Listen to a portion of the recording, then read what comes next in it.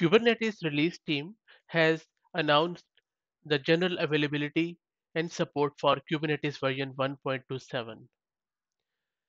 This new Kubernetes release has been named as Kubernetes Chill Vibes. This sounds a bit silly, but there is a story behind it. And in this video, I'm going to tell you that story. Chill Vibes is basically the theme for this new release, Kubernetes version 1.27, which is the first release of 2023. I know it sounds a bit silly, but there were some important shifts in this release that helped inspire this theme. Throughout a typical Kubernetes release cycle, there are several deadlines that features need to meet to remain included. If a feature misses any of these deadlines, there is an exception process they can go through. Handling these exceptions is a very normal part of the release.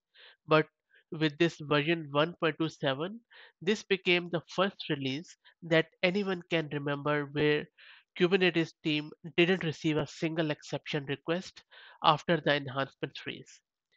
Even as the release progressed, things remained much calmer than any of the team member are used to. There is a specific reason that that team was able to enjoy a more calm release this time around, and that was basically due to the hard work put in by the whole community at large. And this also tells us that how stable and mature Kubernetes product has become with this new release where there was hardly any exception process. So this is why they are calling it as Kubernetes chill vibes.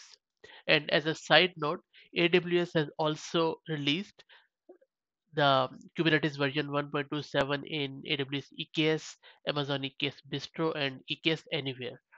And you need to do some of that adjusting if you are planning to upgrade your EKS cluster to version 1.27. In the next video, I'm going to tell you what those changes will be if you're planning to upgrade to this version. I hope that you liked it. If you have any feedback, please put it in the comment section. Thanks for listening.